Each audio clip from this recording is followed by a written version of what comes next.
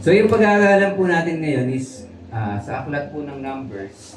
And it is a story about, pamilyar po ba kayo sa salitang accountability? Accountability. Anong kaibahan ng accountability sa responsibility?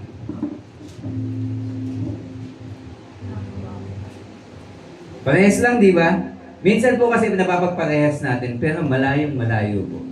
For example po sa isang team, kung nag-handle ka ng isang team, may hawak ka ng mga tao, yung bawat tao po doon may kanya-kanya po silang responsibilidad na kailangang gampanin. Ibig sabihin, para mai-produce ng isang team yung isang output, may ibang members po yun na nagtutulungan base sa kakayahan po nila at doon sa responsibilidad na iniatang po sa kanila.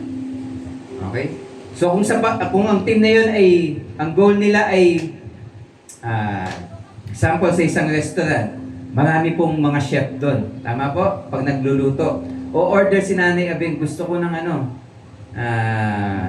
sabihin natin salad ang gusto ni Nanay Abing. Caesar salad.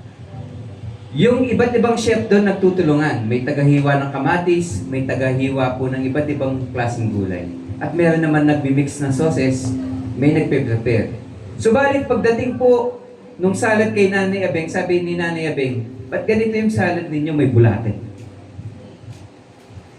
So, sino po ang accountable sa panahon na yon? Hindi po yung chef number 1 na naghiwa. Hindi po yung chef number 2 na naghalo o yung naglagay ng sauce. Ang accountable po doon yung head chef. Even though iba-iba po yung responsibilidad na ginampanan ng bawat isa, they are treated as one team. Tatandaan niyo po yun. Ang accountability, ang goal po niya, see to it na yung outcome o yung kinalabasan na nangyari siya. So in a family setting, na kanino yung accountability? Nanay at tatay. Na kanino yung responsibility? Nasa kanila din. At syempre, may common responsibility that were delegated. Tatandaan niyo po, pag sinabing responsibilidad, ito yung iba't ibang activities na kailangan gawin para yung desired output mangyari siya. So yun pwede siyang ipasa.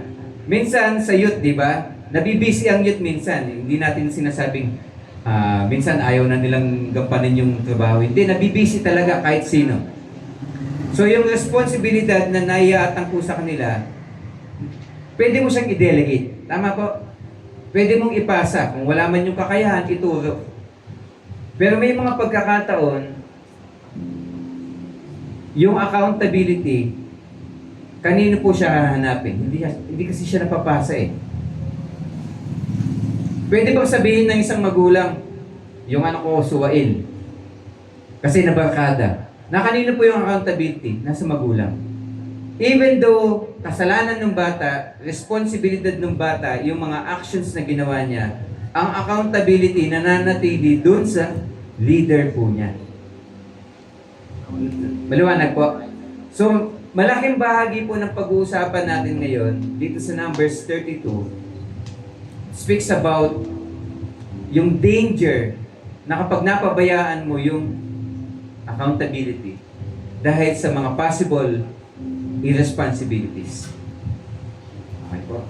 Sa anumang bahagi po ng buhay po natin, ikaw man ay nag-aaral, ikaw man ay may pamilya, ikaw man ay nasa isang business o nag-handle ng isang team sa workplace. Lahat po yan, may calling po tayo na maging accountable and responsible.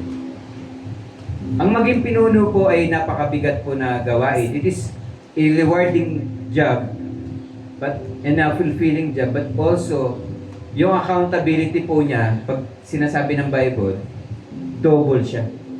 Ang isang teacher, ang isang leader, double po yung accountability. Hindi lang siya yung, ang tawag doon, isang beses ka lang i-charge. Kumbaga, pag nagkamali ka in terms of accountability, dalawang demerit siya agad. Ganon po siya kabigat tignan at pahalagahan ng ating Panginoon. Kaya kapag ikaw ay magulang, nagtuturo ka sa anak, ano man kainat ng nun, accountable ka, hindi mo pwedeng sabihin, hindi naman siya sumusunod sa akin eh. Okay? In all aspects, kahit sa pag-aaral, okay? Hindi natin pwedeng sisihin, boring kasi ng teacher namin. Okay?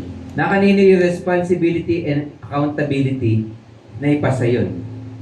Wala po sa magulang, wala sa teacher, nasa student. Okay? Kaya dapat clear po sa atin, kailan tayo accountable at kailan tayo responsible. Pag sinabing accountable, hindi mo yan pwedeng ipasa. Common na malalaman po natin na may problema sa accountability kapag nagtuturuan. May pangyayaring hindi inaasahan, sino may kasalanan? Kapag makikita mo na may nagtuturuan, may accountability problem. Hindi naman po yun bagong storya. Balikan mo yung Genesis. Sino may kasalanan? Si Adam, si Adan o si Eva? Yung ahas kasi tuso eh. Di ba? Sabi naman ng iba, hindi, yung prutas. Kasi ano siya eh, nang tetempt din siya eh. Di ba? Sino may kasalanan? Si God. Kasi hindi niya ni-specify na yung puno na yun ha. Yung bunga nun ha. Talagang hindi ako nagjo-joke ha. Sino may kasalanan po? Si Adan. Okay? Wala pa po si Eva. Ibinigay na ng Lord yung accountability sa lalaki. Dahil at that role, yung role po na gagampanan nila, ang maglilid po lalaki. So clear dapat yun. Sino yung pumitas ng puno? Si Adan ba? Si Eva? Si Eva. Dapat siya responsible, di ba? Siya gumawa ng kasalanan eh. Pero sinong hineld accountable ng Lord? Si Adam. O si Adan. Pero pinarusahan din ba si Eva? Yes. Kasi every sin may consequence. Tatandaan niyo po yun. In a setting na ang judge mo ay may hustisya, ibig sabihin, he weighs things perfectly, balance it. Hindi pwedeng nagkasala ka, kakalimutan ko na lang. Kailangan may nagbabayad. Okay? At kailangan yung ibinayad mo, worth siya. Example, ninakawan ko siya ng ari-arian. Example, 10 million worth of properties, ninakaw ko sa kanya. Tapos sabihin niya, okay lang ba patawarin mo ako, bibigyan kita ng 10,000. 10 din naman yun eh. Maaapis po ba yung nalooban niya? Hindi.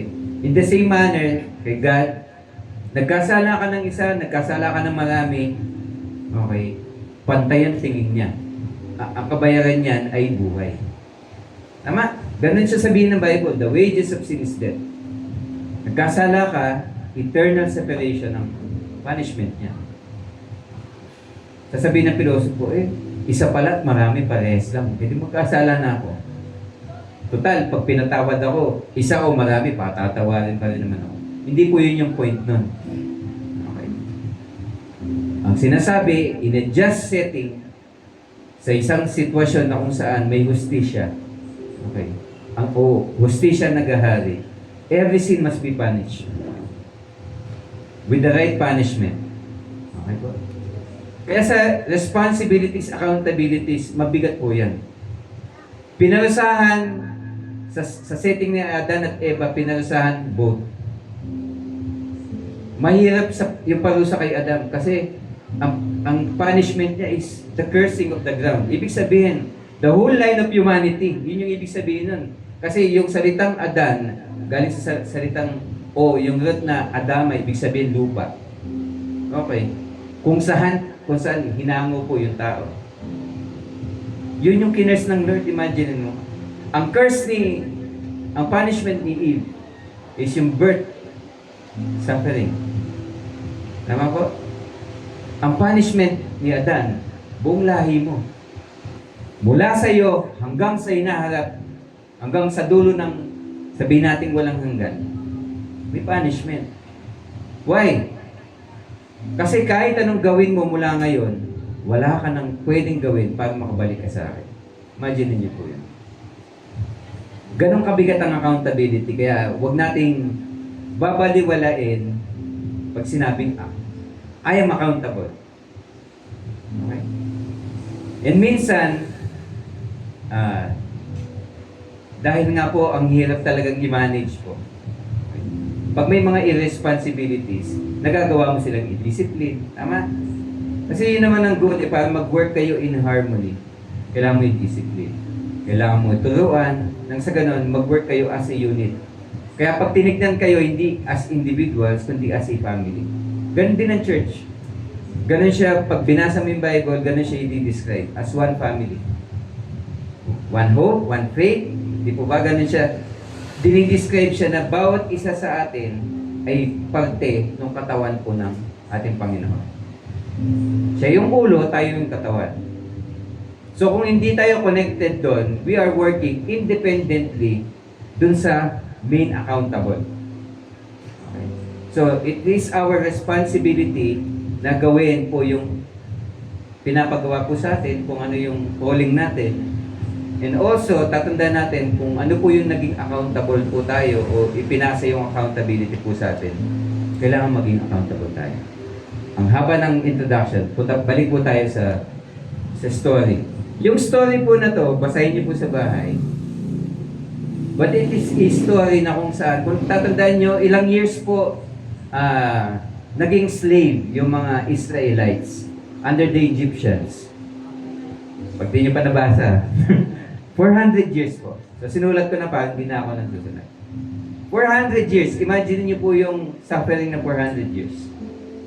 Pag sumakit ang tiyan mo, matagal na yung isang linggo. Sasabihin mo, isang malaking palusa sa akin ang mag-suffer for 1 week. Tama po?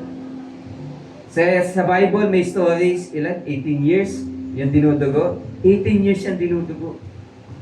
Imagine mo yung torture sa isip niya. Aside from the physical na, di ba? Discomfort na nararanasan niya. 18 years siya na hahanap ng hope na bumalik. But imagine 400 years. Parang Pilipinas lang sa kamay ng mga Espanyol. Parehas na parehas ang dinanas ng Pilipinas. Imagine, until now, nakalaya na ba tayo? Di pa. Kasi balikan po natin yung mga mindset natin. Maka-mindset po tayo ng mas mababang uri, mas magandang klase yung galing sa ibang bansa. Kaya the way that we design yung buhay natin, pumunta ng ibang bansa, o umanap ng bumili ng mga imported na gamit. No offense naman po kung nagtatrabaho kayo dati o magtatrabaho kayo o may mga family members na nasa. Hindi po yun yung ibig sabihin po dito. Pero malaki po yung naging influence po nila. And even sa mga Israelites, ganun po yung nangyari. Di ba? For 400 years slave sila. Then sabi ng Lord, narinig ko yung hinaing ninyo, padadala ko ng deliverer sa pamumuno po ni Moises. Si Moises din, maraming insecurities. Piniliin din ng Lord yung mga insecurities niya. Long story short, nakalabas sila ng Egypt. Saan ba sila papunta? Bago pa po sila maging slave dito, nangako ng Lord kay Abraham. Tama? Kilala niyo ba si Abraham? The father of faith na tinuturing sa Bible. Sabi ng Lord, I will make you a father of many nations. Sa pamamagitan po ng pagbabago ng pangalan niya, it means a rebirth experience. Yung salitang Abram, naging Abraham, nalagyan ng H, signifying the Holy Spirit. Nabigyan po siya ng bagong destiny and identity. So lumipat po ng salinlay, Isaac, then Jacob, lumitaw yung 12 tribes. Okay, which represent Israel. Okay, anong pangako ng Lord sa kanila? Dadaling ko kayo sa isang lugar that is flowing with milk and honey. Ibig sabihin, sa isang lugar na mananagana po kayo. Pag sinabi pong abundance, it means blessing, it means growth. Pag lumalaki yung business mo, one sign na kumikita ka is nag-grow yung business. Tama? Lumalaki yung influence. Mapa-family yan, mapa-work yan, di ba? Dati, individual contributor ka, na-promote ka, nag-handle ka ng team. It means growth. It signifies blessing. At ganun po yung ipinangako ng Lord sa kanila. Tama po? May sinabi pa si God na lesser of a promise than dun sa pinipursue during the time ni Abraham, ni Isaac. Ibig sabihin, nag-degrade ba yung pangako ng Lord? Unti-unti bang nababawasan? O unti-unti bang nababago yung pangako ng Lord? Hindi po siya. So from the very beginning, nakita na ng Lord yung pangako niya at pinakita niya na yung kina Abraham. Even though physically wala po sila doon, but their line, papunta po doon, nakita na nila eh. Okay? So for 400 years, ito po yung grand plan. Kumbaga, kung tayo po may pangarap tayo sa ating mga anak, anak, magsikap ka, mag-aaral ka ng mabuti nang sa ganun, makapagtapos ka, di ba? Makakuha ka ng magandang trabaho. Ganun yung vision po natin. Dito ang vision nila, ang pangako ko sa inyo, bayang Israel, dadaling ko kayo sa lupang pangako. Okay? Well, alam ko si Kuya. Okay? Promised land. Tatandaan yan. Promised land. Ibig sabihin, pangako. Lupang pangako. Kapag ikaw ay pinangakuan at yung nangako ay tumutupad ng pangako, anong gagawin mo? Magtitiwala? Hindi. Magtitiwala, di ba? Pero bakit hindi sila nagtitiwala? Dahil nag-fail si God? Dahil nahihirapan sila? Babalikan niyo po. 400 years, they were influenced. Okay? They were enslaved by the Egyptians. Alam nilang may mas mataas na namumuno sa kanila, na may hawak ng buhay nila. Yung Egyptian ruler, he treats himself as a God. Okay, siya yung manifestation or representation ng isang physical God. Ganun po yung tingin ng Paraon. Okay. Kaya imagine po ninyo, kahit pangakuan mo po yan, napakadali bumalik po sa atin dun sa mga fears and insecurities natin. Madaling masabihan ng pangako, pero tatandaan nyo, ang buhay hindi siya happy path. Di po ba? Kahit anong bagay, napakahirap po na maging perfect.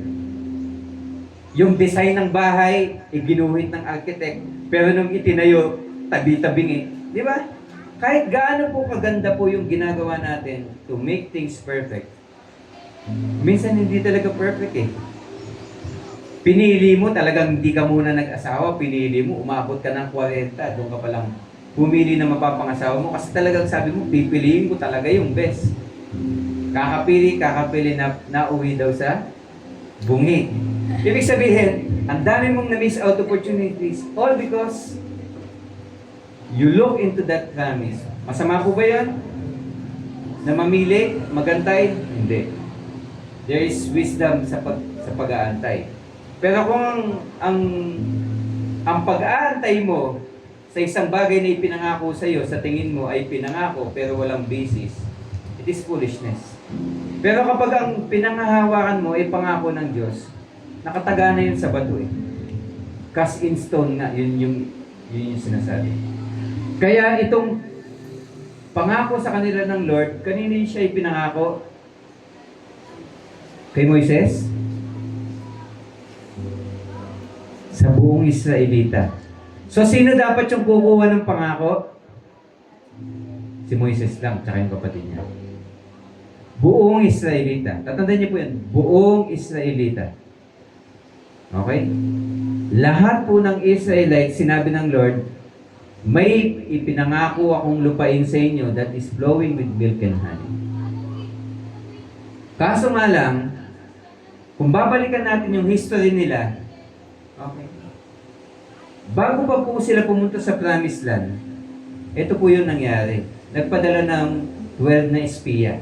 Isang espiya kada tribes. Kasi yung anak po ni Jacob, 12 po sila. Okay, si Jacob na naging Israel, nung na-reward po siya. Okay, si Jacob na naging Israel, meron po siyang 12 na anak. It represents yung 12 na tribe o tribo ng Israelita. Sabi ni Moises, kuha tayo ng tig-isa sa tribe nyo, mag-espiya kayo dun sa lupang pangako na sinabi ng Lord. At magbalik kayo ng kung ano yung findings ninyo ng report nyo. Ano po ba yung nireport ng 10 nung nakita nila? Pagpunta nila dun sa lugar na tinatawag na Kadesh Barnea, yung lugar po, okay, nasakop po nung lupang pangako. Ang sabi nila, napakaraming higante. Ang lalaki nila. Diyos ko po. Kapag tayo ay lumaban sa kanila, para tayong mga insekto lang, natatapak-tapakan. Hindi lang po sila malaki, madami sila. Okay? So imagine, inassess mo yung pangako sa ng Lord. Ito ba talaga pangako ng Lord? Dadalik tayo sa isang lugar na kung saan papatayin lang tayo. Okay? Yun yung report ng 10. Pero sabi ni Caleb at ni Joshua, okay? Kaya magagandang pangalan niya, CJ. CJ. Caleb and Joshua. Okay. Yung lugar na yun, ang lalaki ng grapes. Pag pinortray nga siya ng mga, siguro yung mga nag-aaral ng Bible. Imagine mo yung grapes, hindi siya kayang bitbitin ng simpleng ano. Kailangan nila ng stick, yung pangtaho. Okay? Bibit-bitin po siya ng ganon. Nakabitin yung mga grapes. Sa sobrang lalaki po nila. Although, alam po natin na hindi po yun literal. Kasi pag binasa mo yung Bible, pag sinabing land flowing with milk and honey, it means abundance. Okay? Yun lang po yung ibig sabihin po nun. Pero yung isang example po nila na may physical, nag-uwi sila ng prutas. At ang laki. Kaya itong dalawa sabi, hindi! Lusubin na natin sila sapagkat ibinigay sa atin yung lupain iyon ng ating Panginoon. So yung sabi ng 10, wag. In short, sa tingin namin, kahit na pagsuway ito sa Panginoon, wag na nating tuloy kasi mapapamak tayo. Ang sabi ng dalawa, hindi. Ang ganda ng ipinangako sa atin ng Panginoon, even though we are outskilled and outnumbered, alam natin na ang Panginoon ang lalaban para sa atin. Ganong magkaibang mindset ang umiiral doon sa 12 na espiya na ipinadala. Long story short, sino po yung sinundan ng mga tao? Yung 10. Kasi botohan eh. Di ba? Ganun po yun eh. Minsan hindi kung ano yung tama yung nasusunod. Kung ano yung gusto ng nakalalami. Kaya yung ibig sabihin, pinagbotohan na po namin na ito na yung acceptable norm. Ito na yung tama, hindi po ganun. Nagkasundo po kami na kahit nagnakaw siya, wala siyang kasalanan. Totoo. Magkaiba po yung tama at totoo. Okay, tatandaan niyo po yun. And sa case po na yun, nanaig po yung takot. Kaya ano po ang ginawa ng Lord? Dahil dyan, mula 20 years old pataas, sa bawat linya po nitong 10 na to, hindi kayo makakapasok sa lupang pangako. Yun po yung series na namamatay ng namamatay kada araw. Hundreds of thousands of these Israelites, nalalagas po sila. Kaya pag binasa mo yung Psalm 90 and 91, yun yung setting nun. Yung sinasabing, yung buhay ng tao na nasa 70, nasa 80, ito po yung setting nun. Okay po? Pangit, no? Dahil nanaig po yung takot, hindi naman po ibig sabihin yung takot masama eh. Pero kapag yun yung ginawa mong mapa ng buhay mo, doon na tayo magkakatalo. Kasi classmate yung dalawa, courage and discouragement or fear. Magkaklase po yan. Nasa iisang room po yan. Pero kapag ang sinunod mo ay itong fear, mamamali ka na sa buhay.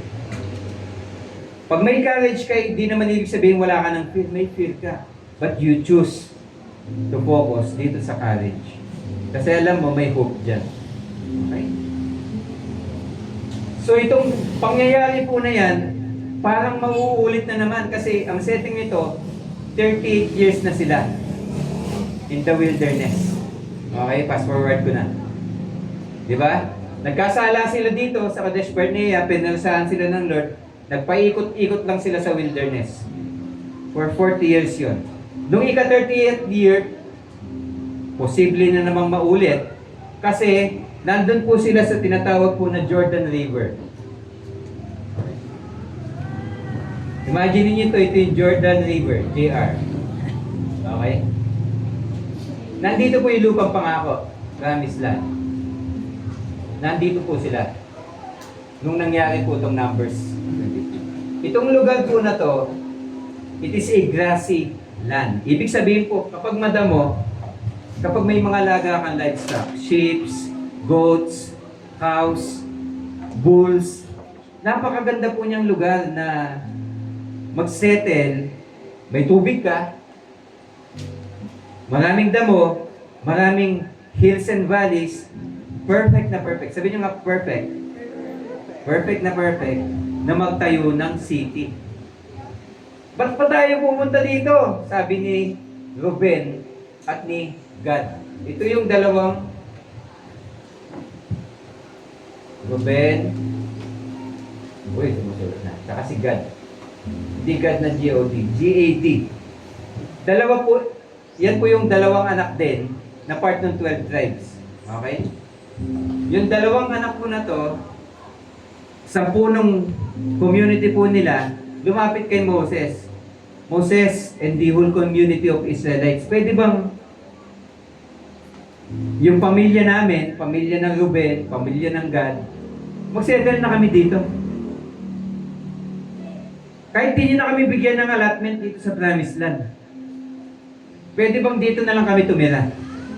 Dito kami bumuo ng pamilya, magtatag ng cities, mag-build ng mga walls. Yun po yung sinasabi nitong Numbers 32. Pag binasa mo in chapter 1. Kasi ito, lugar ito ng mga Amorites. Sinakop ng Lord to.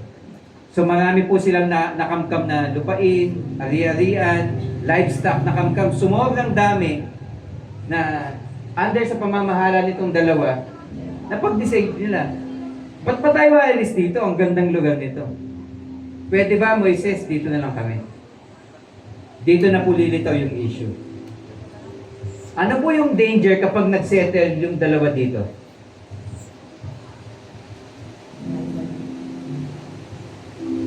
Okay lang naman kasi yung iba, pwede pa naman silang magsettle dito sa Promised Land. Pero ano po ba yung posibleng mangyari na nakita ni Moises? Magkakaroon ng issue at magkakaroon ng isang event na pwedeng maulit itong Kadesh Barnea event. Imagine kung kayo po ay settled na po dito, ikaw si Ruben, ikaw si Gad, tsaka yung mga family mo. Sasama ka pa ba sa pagiging pagdigma? Di na. Papakahirap pa ako meron na nga akong allotment. Kayo na lang, kayo naman mangiginabang dyan. Anong pakinabang ko dyan? Di ba? Ganun sa arayo. Bakit ko ilalagay yung pa ako kung wala naman akong mapapakinabangan? Ba't ako pupunta ng church kung wala akong mapapakinabangan? The same setting. Tama po? Ganun po yung nakita ni Moses. Kaya ibinalik niya yung sitwasyon. Pag binasa mo yan, binanggit ni Moses itong story na to. Natatandaan niyo po yung 12 spies at kung ano ang kinahinatnan. Diba? Sobrang galit ni Lord na hinayaan niya yung buong Israelite na magpaikot-ikot sa ilang. Iwasan natin mangyari yun.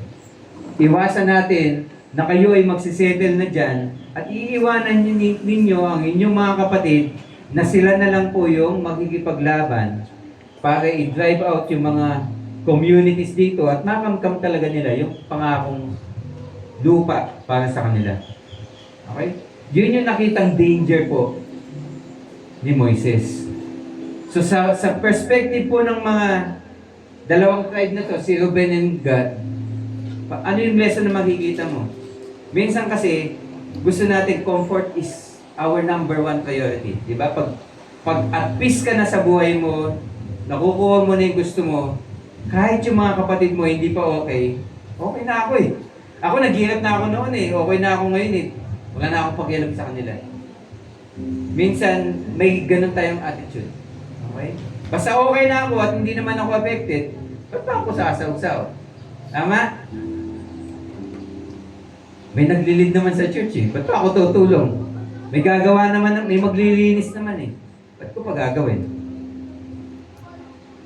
Naman po, pag comfortable na tayo minsan, okay, ayaw na natin kumilos. Ayaw na natin lumabas dun sa boat to walk on the water, kung ika nga. Pero si God, hindi number one priority niya ang comfort. Tatandaan niyo po yan. Anong number one priority ng Lord?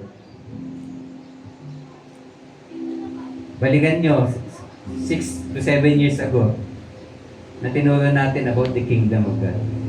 Seek first His kingdom and all His righteousness, and everything shall be added unto you as well. Di ba yung mga hinihingi mong comfort, material or earthly comforts, blessings, given na yun eh. Kumbaga kung ikaw ay anak, pamamanahan mo ba yung hindi mo anak? Pamamanahan mo yung anak mo. Ibig sabihin, given na yan eh. Kung ano man ang meron ng magulang, allotment na yun o naka-allocate na yun sa kanyang mga anak. Hindi na yun something na ini-strive na makikipaglaban ka pa. Akin to, hindi. May allotment na ang Diyos sa kanyang mga anak. Okay? So yung comfort na yun, may timing yun, may proper time yun. Minsan kailangan mong pagdaanan yung discomfort so that kapag nandyan na sa harapan mo yung ipinangako ng Diyos sa iyo, ma-appreciate mo siya. Kasi kapag ginawa mo yung right thing at the wrong time, lagi natin sinasabi to, it will become a problem. Pangako siya sa iyo ng Panginoon, pero hindi pa inyo time, pinadali mo, that is a problem. Okay? Sa lahat ng aspeto ng buhay, okay, there is always comfort and discomfort. Okay? Pag lagi lang tayong leaning sa comfort, okay, dadating yung time, okay, mawawalan tayo ng trust sa Lord sa mga pangako po. Kaya minsan, practicality is not always good. Kasi dito, practical na mag-stay ka na eh. Practical na mag-grow ka na dyan eh. Pero hindi dyan yung pangako eh. Nandito sa kabilang side ng Jordan River. Natandaan mo, isang river na lang mula sa pangako. Na-miss out mo pa. Yun po yung isang lesson na dapat nating maintindihan. Ang Lord, iniatang niya sa bawat isa yung isang pangako, isang purpose. Okay, para sa bawat isa. Pero minsan nako-compromise po natin dahil dun sa practicality ng buhay. Binigyan ka ng gift nang sa ganun magtagumpay ka sa ganitong langarangan. Kaso kailangan mong kumilos eh. Kailangan mong kumita. Isinantabi mo yung skill mo, yung pangarap mo so that you can work on this. Pwede mong gawin yun nang hindi sinasantabi yun. Pero dahil sabi mo, practical lang tayo, gawin na lang natin to. Na-miss out mo ngayon yung greater purpose na inilatag ng Lord sa iyo. Sa kanila po, anong danger po nun? Konti lang po sila. Mababawasan pa sila ng workforce ng military men. Okay? Kaya po dito, tatandaan po ninyo, minsan hindi lahat ng possession, it means comfort. Minsan yung blessing na tinatanggap natin, magiging risk yan at pwedeng gamitin niya ng kaaway so that it can become a distraction. Para kung anong pinapagawa sa atin ng Lord, di natin magawa. Okay, tatandaan niyo po yan ha. Second, kaya po umalma agad po si Moises dahil nakikita niya po yung influence nitong dalawa. The moment na lumapit po sila kay Moses at sabi, pwede ba kami magstay na lang dito? Na-discourage na po yung ibang tribes. Oo nga no, ba't pa tayo magpapakapagod doon? Ang ganda naman ng lupa dito. Di ba pwedeng dito na lang? Maganda naman lupa, malawak po to. Mamaya papakita natin sa screen. Napakalawak po ng lugar nito. Parang counterpart nito. Bakit di na lang dito? Tayo, pagkati-atihan natin yung lupa dito, atin na naman to eh. Okay? Pero bakit po umalma po si Moises? Dahil nakita po niya yung influence nitong dalawa. Nagkakaroon na ng discouragement at nagkakaroon na ng unbelief yung mga tao. Nauulit po itong incident po na to. Kaya sabi ni Moises, Binalik niya sa pangako. Ano ba ang pangako ng Lord? Yung lupang pangako. Ngayon, kung bibitaw kayo at sasabihin ninyo, mag-i-stay na kayo dyan at hindi na kayo tutulong, hindi kayo accountable sa akin o sa mga tao. Kanino kayo accountable? Sa Panginoon. Kaya mangako kayo. Bago kayo mag-settle dyan, okay, kailangan tumulong muna kayo nang sa ganan ang bawat isa sa mga kapatid ninyo, makuha din nila yung lupa na para sa kanila. Yun po yung naging compromise. Pag sinabi pong compromise, common promise. Ibig sabihin, common o mutual agreement. Minsan kasi ito yung pangako na pagkasunduan. Tapos minsan hindi nyo magawa yung kabuuan nun. So magmimit kayo halfway. Yung middle ground na pinag-uusapan, yun yung tinatawag na compromise. Kaso sa kalaunan, itong compromise, naging negative po yung meaning. Sa panahon natin ngayon, negative po yan. It means, yung ipinangako mo, corrupted na. Ibig sabihin ngayon, pwede mong tuparin, pwede mong hindi. Okay? Yun yung kinatatakot po ni Moises. Kaya sabi niya, kailangan putulin agad itong unbelief na to, itong discouragement na to. Ngayon, tutulong ba kayo o hindi? So, nangako yung dalawa. Hindi, ganito gagawin na lang po namin kung papayag po kayo. Yung mga anak namin, mga asawa po namin, iwan namin. At kami mga able men na kaya makipaglaban, sasama pa din kami sa pagkikipaglaban at pag-take up ng land until bawat isa sa mga kapatid namin ay makuha po nila yung allotment po nila ng lupa. Parang bubuyog pala din. So bakit po natin ito ina-highlight yung discouragement and belief? Common po kasi sa atin, lalo-lalo na sa mga may influensyang tao. Yun po yung ano eh. Papansin niyo, bakit gumagamit ng artista?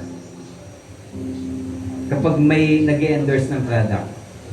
Dahil ba yung artista na yun, tried and tested niya yung product? Hindi. Ginagamit yung influence ng artista nang sa ganon, makuha po yung tao. One can influence many. Ganun po yung impact ng isang influencer. Kaya po, bakit ang lalaki ng bayad? Kasi, sa halip na isa-isa-hit, tatanungin kita, gusto mo ba itong produkto na to o ito? Sa halip na igastos ko yun, natanungin ko kayo isa-isa kung gusto niyo ba, kung paano, kung kayo mabebentahan, bayad na lang ako isang influencer na attracted kayo sa kanya. So yung dapat ibabayad ko sa inyo, hatiin ko na lang, bigay ko na lang sa kanya. Di ba nakatipid? Pero nakuha yung objective. Ganun po yung influencer. At nakita ni Moises, itong dalawang ito, ganun ang nangyayari. Nadi-discourage na yung iba na tumuloy. Dito na lang nga tayo. Parang dati lang, oh. Nagugutom tayo dito sa ilang. Balik na lang tayong Egypt. O, parusa. Ang daming higante. Huwag na lang tayong tumuloy. Parusa. Mauulit na naman. Ganda na ng lupa dito. Biniligtad ngayon. 2. Okay? Hindi pwedeng marami lang ang influence dahil marami yung naniniwala sa isang bagay kaya kapanipaniwala. Hindi, minsan kahit isang tao lang. Pag nagsalita yun pero may influensya yung tao, ang dami po niya nakakakot. Kaya very dangerous po yung unbelief. Tatandaan niyo po yun. Kapag within the family hindi naniniwala sa Diyos, do not expect na yung mga anak po nila maniniwala. Ganun po yung influence ng ganun po yung influence ng mga magulang. It doesn't mean na yung mga anak hindi naniniwala sa Diyos. No, ang sinasabi po natin, malaki ang epekto po ng magulang kung paano po nasi-shape o namumold yung kaisipan ng mga anak po nila. So dito tinitignan ni Moses as a family, yung Israel. So kapag mayroong nag-decide ng hindi align dun sa pangako ng Lord, pwedeng ma-influensya. Kaya babantayan po nito, avoid natin even yung mga pananalita po natin, bantayan po natin. Kaya sabi ng Bible, guard your mind. Guard your heart. Diba? Kasi kung ano yung nandyan, lalabas po dito. At kapag lumabas yan, it has power. Subukan mo, sabihin sa sarili mo, ang pangit mo, everyday. Kahit hindi totoo yun, magiging pangit ka. Bakit? Kasi yung puso natin, hindi niya kayang malaman kung anong tama't mali. Pinaniniwalaan lang niya kung ano yung sinasabi mo. Kaya nauso yung mga tinatawag nilang mga manifesting, believing, pero yung totoo po nun, sinabi na ng Lord yun eh. Kay Abraham pa lang eh. Sinabi mo, mangyayari. Alam niyo po ba yung salitang abracadabra? Ewan ko kung napanood niyo yan. Yun yung magic word na paano mabubuksan yung pintuang bato. Tama po ba? Tama po ba yung dapat? Sabi, abracadabra. Yung dabra po doon means words. You can make spells by words. Sa Bible, ang tinuturo, when you speak according to the truth, in faith, ano pong mangyayari? Parang totoo yan. Parang sinabi mo, kahit gaano pa kaliit yun. Diba? Ganon siya dinescribe ng Bible. Even, kasi liit ng buto ng isang mustard seed. You can say to this mountain, pull yourself up, itapon mo yung sarili mo sa may tubig. Diba? Ganon po ka-powerful ang words. Pero ano po yung words? It is just an output of what is inside.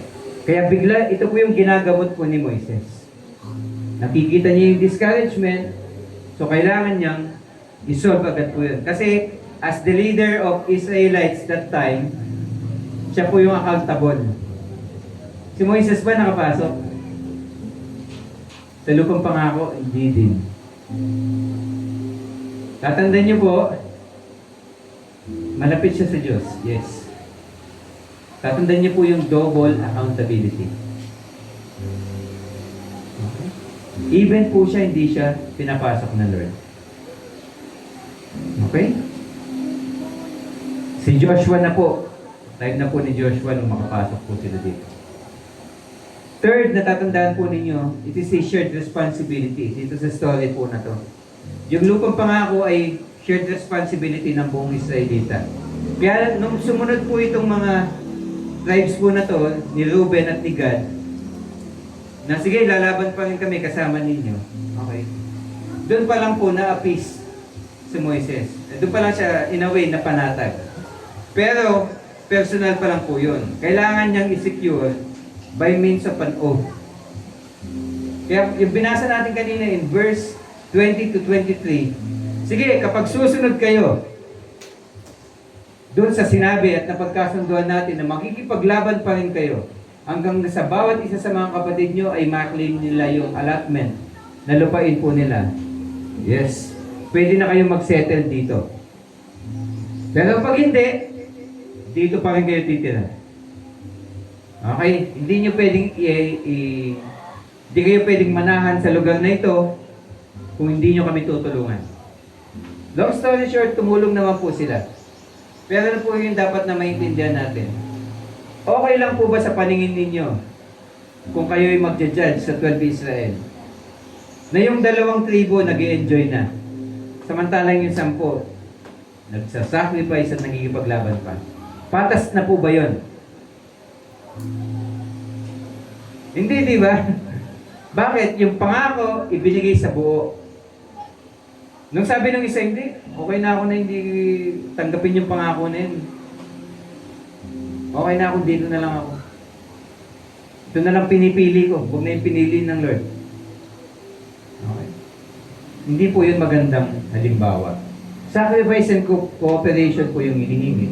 Eh, imagine mo, yung burden na yon, sabihin natin, 10 kilo ng bigas. Tapos, 12 kilos, 12 kaban ng bigas pala. Sorry. Sama-samang binubuhat ng bawat isang tribe. Pinagtutulungan po nila. Sabi ng dalawa, aalis na kami. Ano po mangyayari? Yung 12 kaban ng bigas, sinong bubuhat? Yung 10 na lang. Anong mangyayari?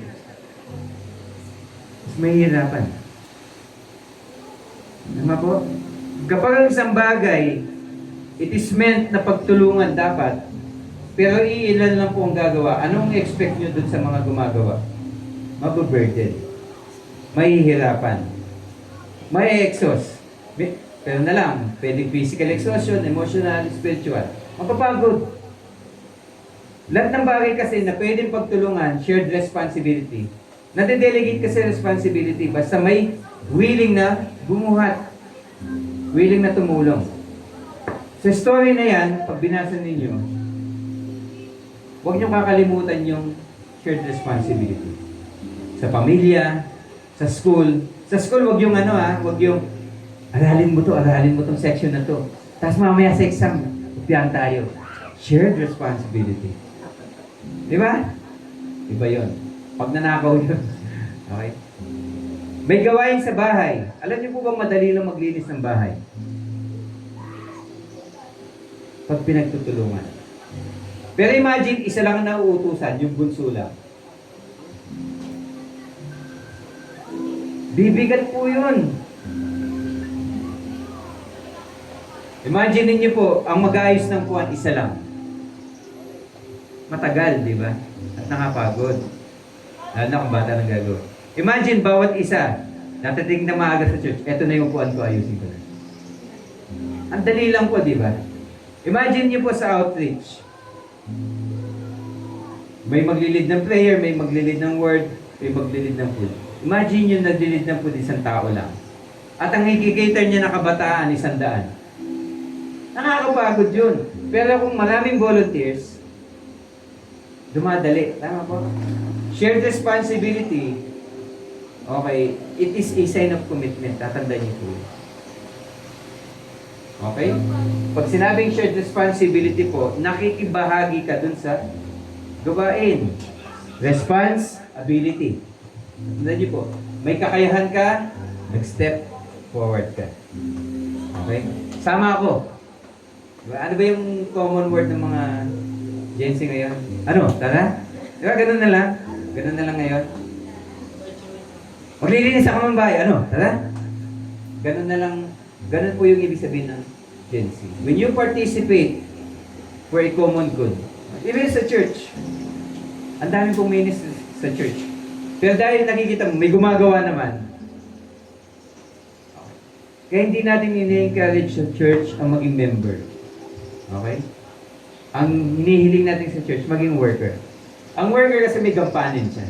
At ang worker, may wage siya. May sahod po ba pag naging iba't ibang klase ang sahod na binibigay ng Panginoon? Not all are financial. Okay. Pero pag ikaw member, anong iisipin mo? Mag-member ka sa ganito. Uy, mag-member ka naman sa SNR. Anong iniisip mo? Ano ba benefit ko dyan? Ano ba makukuha ko? Para tayong patabain baboy pag ganun. Nag-aantay tayo ng ipipid sa atin. Hindi kailangan ng church ng ganun. Pag ganun ang church, magiging hindrance po yun. Sa halip na po tutulong sa pagbuhat, hihiga po sila dun sa may kaban. Iinit naman dito, pahiga nga muna. Pagod ako. Kasama sila sa bubuhatin. Okay? Kaya dapat, ang mindset po, shared responsibility. Ito yung matututunan natin sa story niya. Fourth, binavalue ng Lord yung integrity. Pag sinabi pong integrity, accountability kasi is keeping promise. Kung ano yung ipinangako mo, okay, yun yung tatanggapin nila. Pag sinabi mong, papasok po ako bukas, at hindi ka pumasok, you miss out on your accountability. And syempre, kung ikaw yung dapat na gumawa nun, responsibility mo din yun. Okay? Naging irresponsible ka at that point, lalong-lalo na, yung hindi mo pagpasok dahil tinamad ka lang. Okay? Accountability issues na yun. Ano naman po yung integrity? Pag sinabi pong integrity, kung anong sinabi mo, ginagawa mo. May nakakakita man o wala. Okay? Ulitin ko po, pag sinabing integrity, hindi kailangan ng audience. Kasi may audience ka na, ang Panginoon. Kahit hindi nakikita ng church member o ng church community, yung ginagawa mo, and you follow God, that is a sign of integrity. Bakit? Ito po yung nakakatakot kasi. Lahat ng tinatago-tago mo, sisingaw din po yan. Ano man po yung mga disobedience na ginagawa po natin, lalabas din po yung baho na yan. Okay, yun yung warning. Pag binasa mo tong Numbers, favorite ko tong Numbers 30 to 23. Yun yung statement na mababasa mo na, be sure your sins will find you out. Okay? Kasi kung ano man po yung ipinangako mo at di mo tinupad, okay, anong larangan yan? Example, trabaho. Shortcut mo yung trabaho. Okay? At dahil sa pag-shortcut mo, na mali yung report, sinong papagalitan? Papagalitan yung amo mo. Tama po? Pero, it's your responsibility. Pero dahil shortcut mo, nagkaroon ka na ng integrity issue. At yung issue na yun, lilitaw yun. Kasi pag hinanap, bakit ba nagkamali? Lilitaw ngayon that it is your disobedience that have caused kung ano po yung negative na result. So lilitaw ngayon, itong tao pala na to, hindi pala ito mapagkakatiwalaan. Yung palang output nito, hindi dapat panghawakan kasi ng shortcut siya. Gusto niyo po ba yung, ano tawag doon? Yung expectation mo, hindi siya magmamatch siya kung ano yung reality na tatanggapin mo. Common example, pag pumunta po kayo ng Baguio, bumili kayo ng peanut brittle. Pag tinignan mo yung peanut brittle, buong kabuuan, balot na balot siya. Pagbukas mo, wala siyang laman sa gitna. Parang ano lang, yung pundasyon lang. Yung structure lang, parang hindi gumulap-collapse. Expectation mo, punong-puno. Ang realidad, kulang-kulang. Di po ba? Ang sakit po nun. Kasi, akala mo, yung ibinayad mo, ay, worth yung ibinayad ko. Pero in reality, pagtanggap mo, hindi ka. Okay? Kaya, napaka-importante kay God, yung integrity. Kaya itong integrity na to, na-raise ito, kasi ito yung binanggit niya na hiningi niya sa dalawang tribe. Yes, mangangako kayo. Nasasamahan nyo kami. Pero anong assurance namin? Natutupad kayo sa pangako. Mangako kayo ngayon sa harapan ng Panginoon. Natutuparin ninyo yung pinangako niya. Kasi pag di nyo ginawa yan, you will be held accountable. Hindi sa akin, hindi sa community, kundi sa Diyos. Ganun po, na-solve po yung issue. Okay? Yung accountability, okay, inas ni Moses sa ating Panginoon na matransfer through that agreement. Okay? Accountable ngayon, sino? Yung dalawang tribes. Sino yung mediator? Tagapamagitan, si Moses. Sino yung witness? Si God. Siya din yung gaganto. Okay? Na-ship. Kasi kung hindi, sino yung maapektuhan ng malala doon? Si Moises. Accountability kasi yun eh. Baka hindi na mangyari ito eh. Magagalit na naman si Lord eh. Pag hindi na tumuloy yung community. Accountability issue and irresponsibility issue. Okay. So, tatandaan nyo, very important ang integrity sa story po na to. And syempre, yung commitment. Magkaiba po yung vision tsaka commitment. Ang Lord nagsishare siya ng vision. Nung tinawag niya si Peter, sabi niya, come follow me and I will make you fishers of men. Ibig sabihin, pinakita ni Lord sa kanya yung vision. A community of men, okay, winning out people. Yun yung vision. Pero yung vision, nire-represent nun yung pupuntahan. Di po ba? Kumbaga, punta tayong Baguio. Nabi-picture out niyo yung Baguio? Malamig, mataas, paakyat, traffic na ngayon. Dati, zero crime, ewan ko lang ngayon. Zero crime rate dun eh, dati. Nakalamig, ang daming pasyalan. May vision ka, tama? Destination siya. Yun yung vision. Pero paano ka pupunta ng Baguio? It is a journey. Mahabang biyahe, pa-zigzag, paakyat, naiihi ka, kaya may mga stopover, di po ba? Mahirap siya. At kailangan mong paghandaan yung papunta doon. So yung mismong journey po na yun, nangangailangan po yun, hindi vision. Ang kailangan doon, commitment. Kaya kapag ikinakasal yung dalawang tao, anong hinihingi? Yung vision ninyo, kung gaano kalami yung babies, gaano kalaki pamilya, ano yung business mo, hindi yun yung hinihingi. Ang hinihingi sa inyo, commitment. Kasi yung commitment, yun yung journey. Na kahit mahirap, kahit liko-liko, kahit pataas, kahit maraming stopover, sabi niyo, pupunta kayo dun sa pupuntahan. Hindi yung, ayoko na, pagod na, bahala ka na dyan. Hindi na ako tutuloy. Ganun po yun. Malapit na kayo eh. Naka 38 years na nga kayong paikot-ikot eh. Malapit na kayo. Ngayon ka pa aayaw. So, in keeping commitments, very valuable po yan. Natatandaan po natin. Kasi, tatandaan niyo po, only those who are finishers, sila lang po yung tumatanggap ng gantimpala. Kahit sa race eh. Sino yung tumatanggap? Yung finisher. Iba pa yung tatanggapin ng top 1, top 2, top 3. But when you finish a race, may medal ka din. Bakit? You are a finisher. Kung sumasali po kayo sa marathon, ganun po yun. Lahat na nag-finish, may award sila. Peace and inheritance, bibigay ng Panginoon. Obedience follows, or blessings follows those who are obedient. Common naman po yan ng team. And yung faithfulness po natin, isang sign po yan ng credibility natin. Paano po kayo bumibili sa Shopee? O sa Lazada, or any platform na ginagamit nyo sa online. Nagtitingin kayo ng reviews, di ba? To check, credible ba itong seller na to? Pag nakita mo na, faithful siya. Faithful siya, yung mga order sa kanya, talagang deliver. Maganda yung kalidad.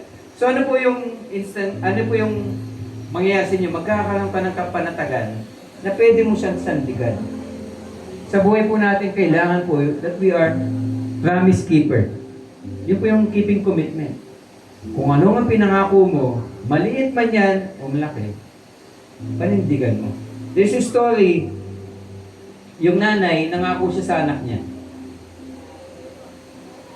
Na anak, sige, manonood tayo ng yung magandang pelikula. I forgot the title. Sige, kapag naipasa mo yung exam mo, manonood tayo ng pelikula. Long story short, napasa ng bata. Nung mismong araw na alis sila, umulan ng malakas. Kung kayo po'y magulang, alis pa hindi. Sa story po na to, umalis sila. Why? Kasi sabi nung magulang, yes, umulan. Yes, mahirap. Pero tingin ko, magagawa natin ang paraan. Pero kung ipagpapaliban ko to at masisira yung tiwala ng anak ko sa akin, hindi ko na yung mababalik. Ganon po yung ibig sabihin ng credibility. Napakahirap bumuo ng malinis na pangalan. Isang beses mo lang yan dumihan, ala na yan, tinta na yan. Wag nyo pong sisirain yung pangalan ninyo by your actions. Okay? Faithfulness is not a one-time event. It is a journey. Yung pag sinabi mong nangangako ka sa Panginoon na magiging tapat sa Kanya sa bawat bahagi at oras ng buhay mo, it is a journey. Yes, madadapa ka, hihinto ka minsan. Huwag kang titigil. Hindi pa tapos ang race eh. Hanggang dulo. Okay? Hindi, nagano naman ako, tinanggap ko na naman si Lord eh. Relationship, hindi siya one-time event. Ang wedding natapos siya on that day. Ang marriage, hindi. Yung pangako ninyo, nag-start siya on that day. Ang marriage, aantayin niya yung fulfillment niya. Kaya, malalaman mo yung isang promise keeper, hindi dun sa individual task na ginagawa niya. Dun sa dulo.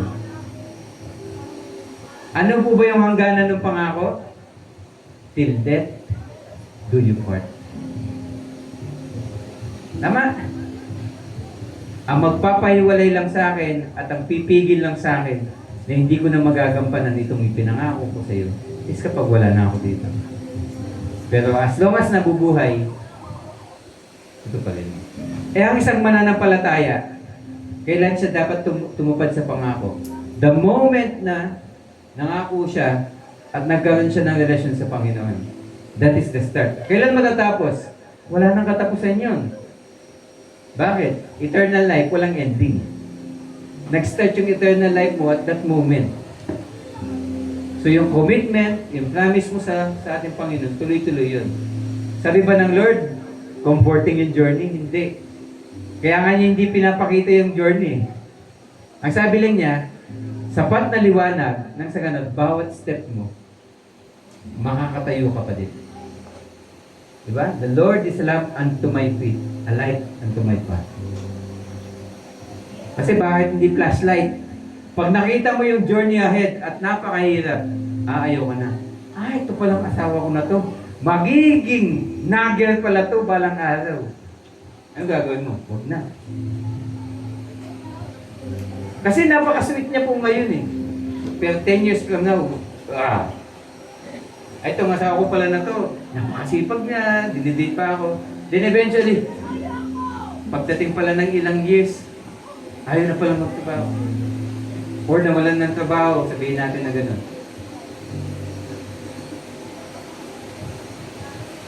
Napakahirap.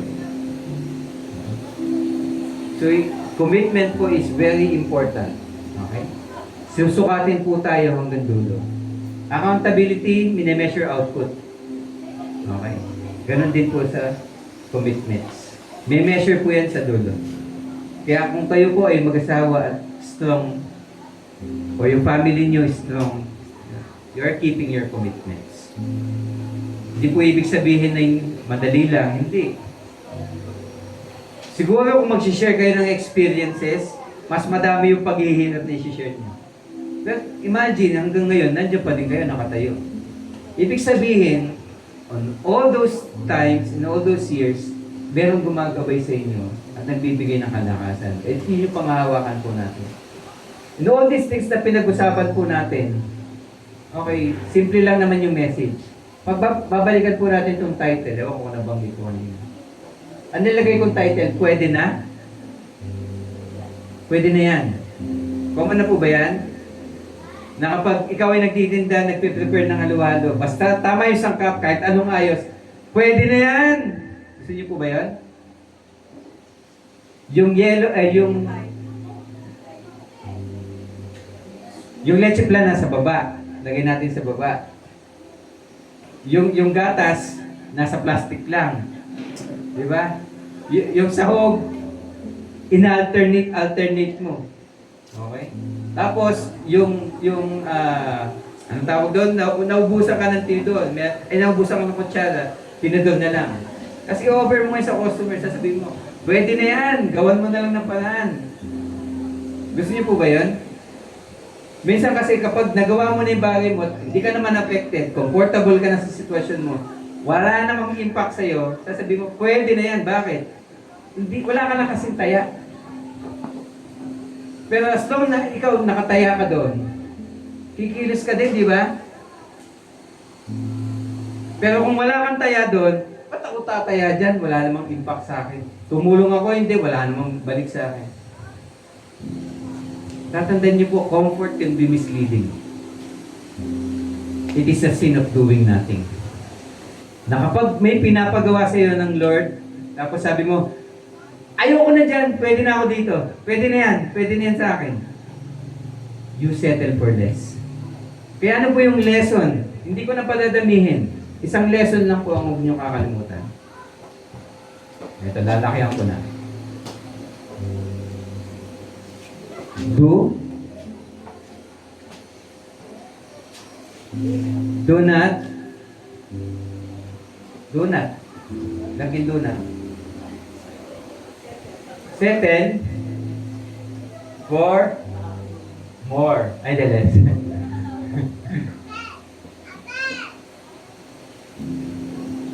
Yan lang po naman yung lesson po na yan.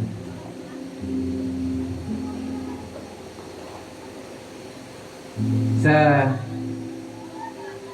magiging future, okay, ng bawat isa, do not settle for less. Kasi wala na tayong magagawa dun sa dati. Yung kasalukuyan po natin, yun yung blessing natin ngayon, tsaka yung hinaharap. Yun na lang po yung kaya natin baguhin. At sana, huwag tayong mag-settle for less kung ano man yung pinangako ng Lord. Kasi hindi po siya maganda. Gusto niyo po bang malaman anong kinahinatnan nitong dalawa? Kasi hindi lang po dalawa yan eh. Dalawat kalahati. Okay? Itong dalawa, ito yung dalawang bokal. Pero nung narinig nila payag naman pala si Moses. Yung grupo ng Manase, yung kalahati nun, umanib din dito. Sabi, dito na din kami. Kaya yung tribe na napahiwalay, 2.5. Okay? Yung 9.5 na tribes nandito. Okay? Bulat natin. Half of Manase. So, 1/2 of Manase. Manase. Pwedeng pa-flash yung yung picture ng tribes. Okay. Para makita nila.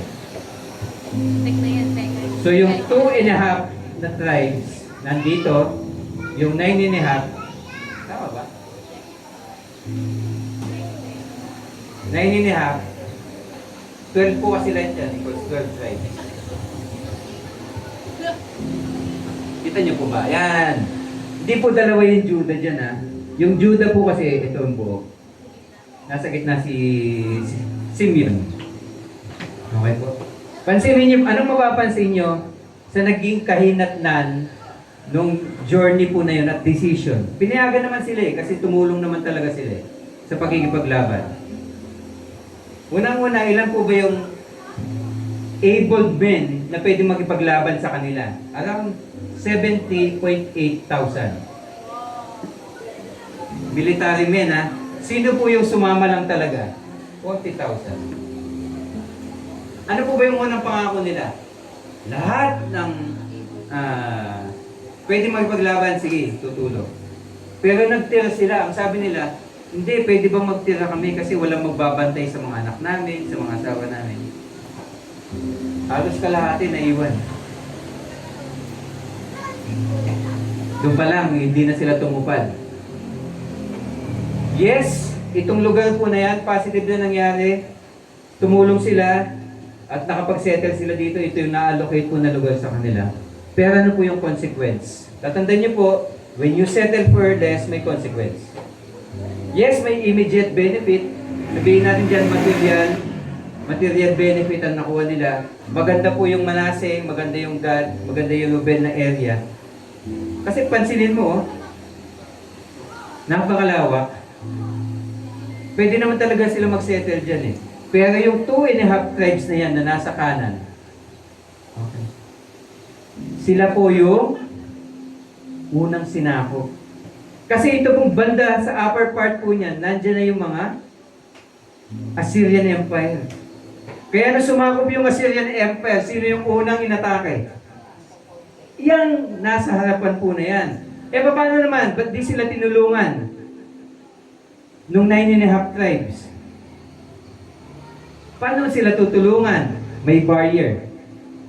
Yung Jordan River is a gift from the Lord. It is a natural wall of protection. Kaya sila dinadala ng Lord doon so that the Lord can preserve them. The Jordan River serves as a barrier sa mga mananakop. Eh ayaw nila mag-settle dito sa left side. Sabi nila, we settle for less, okay na sa amin to. Anong kinahinatnan po nila? Una silang na-exile, una silang nasakop. Nasaan po yung center of worship? Nasa Judah. Jerusalem, nandyan yan eh. Ano pong importance po ng worship sa kanila? Very important. Yun yung center of their life. Yun yung buhay nila. At kapag may Jordan River na umahati sa lugar mo, sa tingin mo ba pupunta ka ng madalas sa Jerusalem to worship? No. Kaya ang dami pong religious and cultural differences na nangyari dahil napahiwalay po sila. Okay? Dati one family, humiwalay. Parang ano yan parang nagbabagang uling.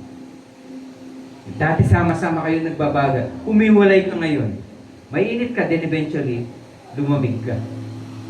Yan napapansin nyo, bakit ini-encourage kayo ng mga leads nyo, discipleship leaders nyo, na huwag kayong magpapaliban sa mga Bible study groups, services. Pag humihiwalay ka, manlalamig ka. Lalo na kung hindi mo kinikip on fire yung sarili mo. Napakahirap po niyan. Yung pangako ng Lord, the land flowing with milk and honey. Titignan mo lang po sa itsura. Punong-puno ng grass. Tama ba? Punong-puno po yan ng fruits. Napakaganda ding lugar na kung saan, ang tawag doon, mag-alaga ka ng hayop. May tubig ka din. Tapos sabi mo, pwede ka na. Diba?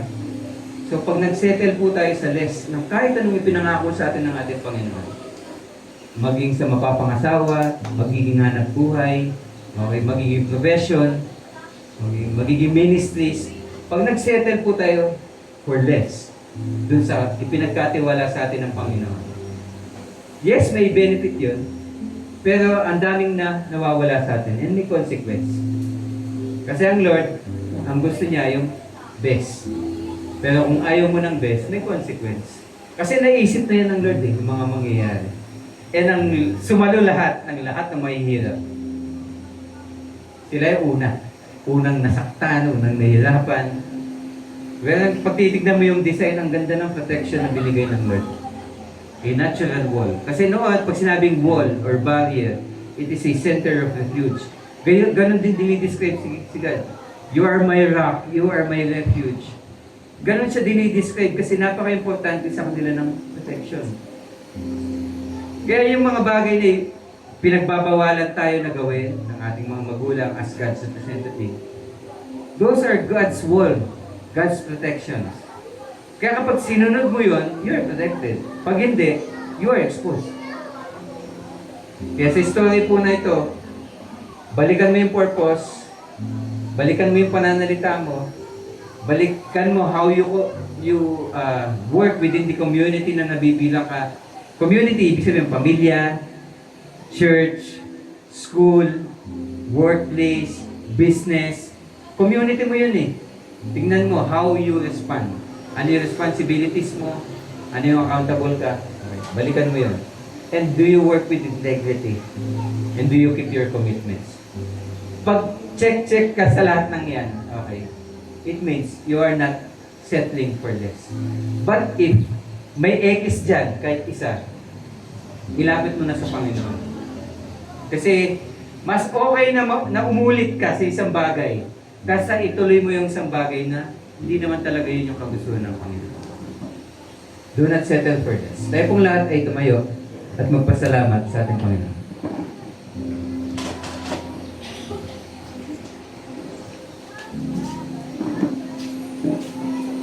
Let us pray. Dakilang Diyos sa aming Ama, salamat po sa araw na ito. Salamat sa iyong mga salita. Salamat sa iyong word. Salamat sa buhay ng mga Israelita and their stories on their conquest for the land of Gilead and land of Jazer. Dalangin po namin na ang message po ninyo on accountability and responsibility and keeping our commitments like you are, who is a promise keeper.